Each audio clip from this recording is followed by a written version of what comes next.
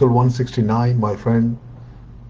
Equally important, like all others, that you must refrain from idle gossip. Idle gossiping robs you of your mind. It makes you prejudice. I remember during my younger days in army, we used to have lots of idle gossiping in the mess. Where one of the officers tells me that so and so general is a hell of a terror. And lo and behold, after some time, I was sent as an ADC to the same person, same general. I was very scared. I was terrified because I was told I had a biased mind, and since he was typecast as a terror, I was very scared, very apprehensive. But having spent some time with him, I realized he is perfectly fine and much kinder than any other person, officer I knew. Now this is called prejudging. You typecast a person and you get a biased view and you start prejudging a person, my friend. Refrain from idle gossiping. That has got a cascading effect. And that was the time I learned a greatest lesson of my life, that never to let another or anyone for that matter tell me what someone else was going to be like before I met that person myself. I learned to rely on my own observations and then make an opinion about anybody. And that has worked very well. And the simple reason that idle gossiping can have a very negative effect in your dealing with people later when you actually meet them, or even when you deal with them without meeting even. Idle gossiping is very, very bad and has got only bad consequences, no good. Rely on your observation. I also learned that if I treated all people with respect and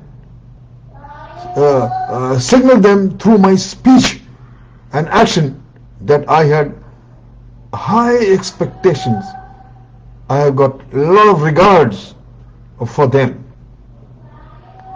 They almost always live up to that positive expectations, and their behavior with me in return has been very, very much kinder and much better.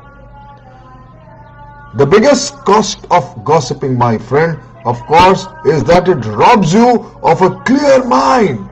It biases you.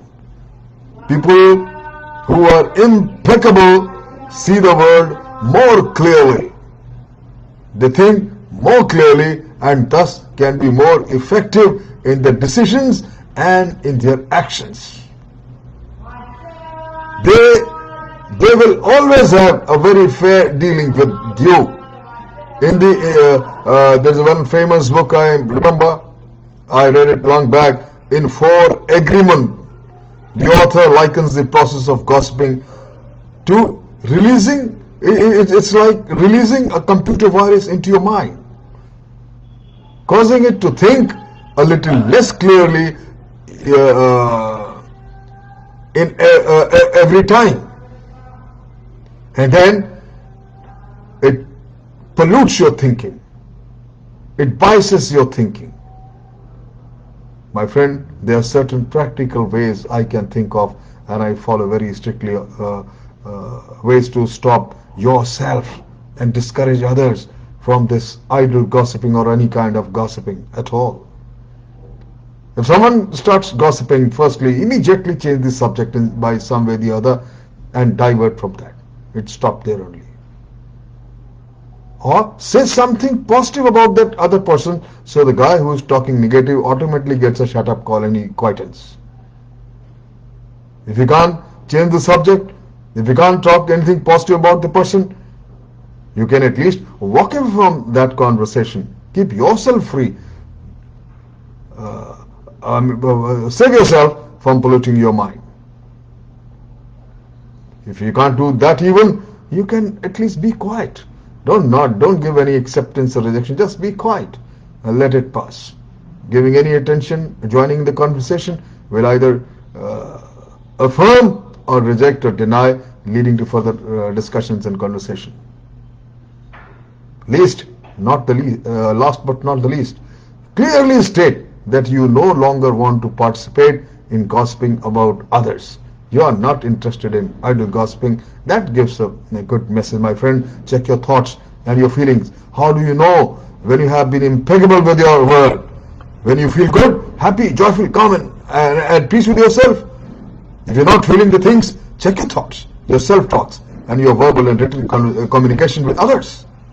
When you begin to be more impeccable with your words, you will see the change happening in all areas of your life.